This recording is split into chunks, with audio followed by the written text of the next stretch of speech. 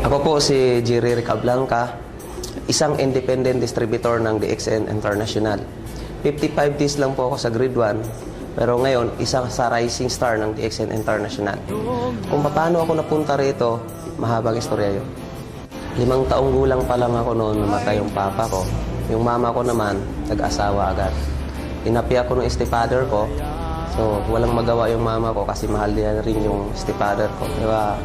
Nung 9 na taon gulang pa lang ako, lumayas na ako. At dito ako napunta sa Maynila. Dito sa Maynila, namasukan ako bilang isang katulong, tagalinis ng plato, tagalinis ng bahay. So, binigyan ako ng amo ko ng 50 pesos kada buwan na sweldo. Paglipas ng mga isang taon, so, nabigyan ako ng pagkakataon na bumalik sa Negros. Nung nasa Negros naman ako, ang trabaho ko naman noon, tagadilig ng halaman, tsaka tagalinis ng kulungan ng baboy. So, ang sweldo ko noon, mga 120 pesos ang isang buwan. Nung nasa South Cotabato ako, helper ako ng isang shop. Taga-abot lang ng welding rod. Hanggang mating yung time na naging vulcanizer din ako. So, pagkatapos ng naging vulcanizer, kumbaga mas malaki pa yung gulong kaysa sa katawan ko, lumipat ako, nanghas ako na maging pahinanti. So, noon pa man, pinilit ko talagang gawin lahat dahil nasa pakalaki talaga yung pangarap ko sa buhay. Napunta naman ako sa Bungtod, Tagu, Surigao del Sur. Ang trabaho ko naman doon, taga-feeder ng sugpo. So, as ko, 800 pesos na isang buwan. Ngayon, 19 years old na ako noon nang nadiscover ako ng isang technician na hindi pala ako marunong magsulat o magbasa. Naawa siya, tinuruan niya akong magsulat ng pangalan, apelido. So, pinagtiyagaan niya ako sa loob ng 6 na buwan hanggang sa natuto. So, sa kauna-unahang pagkakataon sa buong buhay ko, doon ko palang natutunan at malaman kung paano magsulat ng pangalan ko at saka apelido.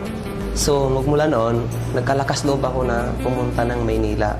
Kasi alam ko wala akong pera noon. Wala ko rin akong matitirhan. Pero naniniwala ko sa sarili ko na ang success sa isang tao ay hinahanap yan. Sabi nga doon sa libro na basa ko, success is not destiny, it's a journey. Pero hindi pala ganun kadali yun.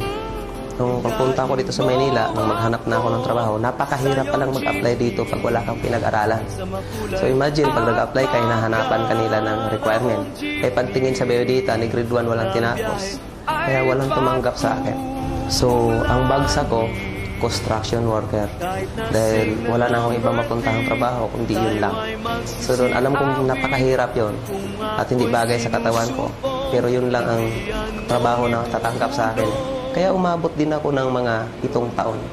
Pero kahit nandun ako sa construction, nanghas pa rin akong mag-apply ng ibang trabaho para baguhin naman yung estilo ng buhay ko. Kasi napakahirap talaga.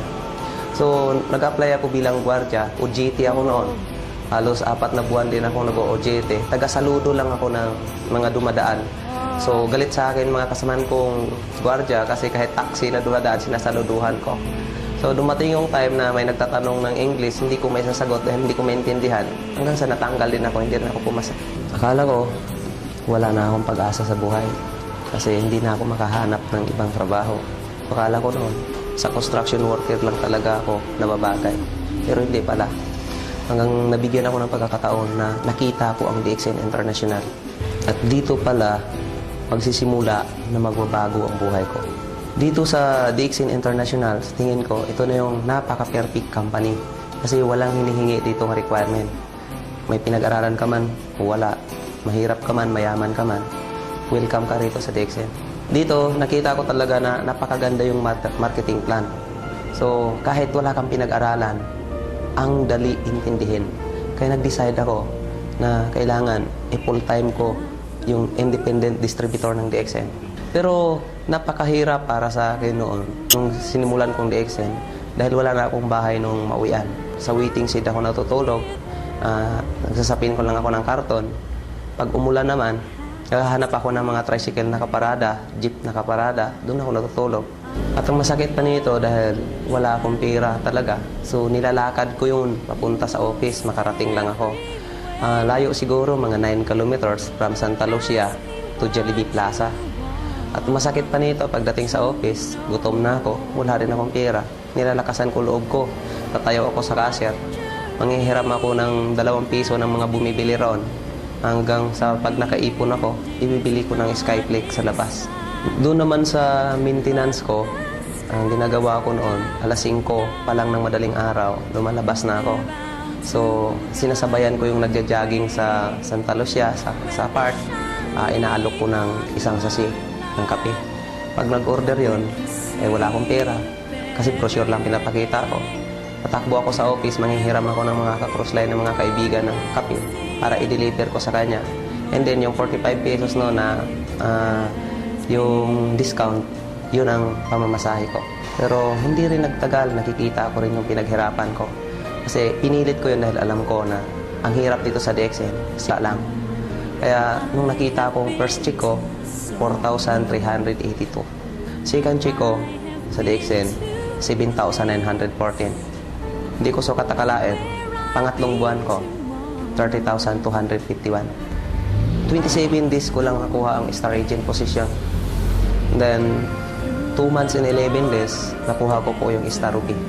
Kaya napakadali lang ho sa akin para naging rising star dito sa DXN. Magmula noon, nakahanap na ako ng magandang tirahan kahit nag-a-apartment na ako. Hindi na ako sa waiting seat na natulog. Ang pinakamagandang blessing sa akin ng DXN, 9 months pa lang ako, nakapunta na ako ng Malaysia. At yan ang kauna-unahang pagkakataon na nakasakay ako ng eroplano at nakapunta ng kahit Asia man lang. Tingin ko noon, pag kung nakikita ako na nasa hotel kami natutulog, isa sa pinakamalaking hotel ng buong Asia, ng Ginting Island. So parang tumutulo luha ko na parang kailan lang, pala hinahawakan ko, siminto hinahalo ko, parang kailan lang, nasa karton ako natutulog. Pero doon ko naramdaman na isa sa pinakamalaking hotel ng Asia, nahigaan ko na. Sa buhay ng isang tao, dapat masipag ka, matyaga ka. So, ang swerte ko kasi nakita ko ang DXN. So, ang sipag ko doon sa construction, inilipat ko lang dito sa DXN.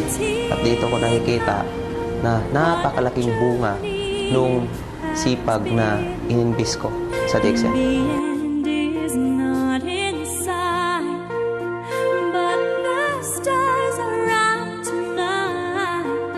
And they're bound to guide my way. When the shining of my life, I can see a better day. I'm born at the darkness in. What a journey. Ako si Jerry Ricablanca, isang independent distributor ng DXN International, Rising Star. Kapatid, kung nakaya ko, kaya mo to.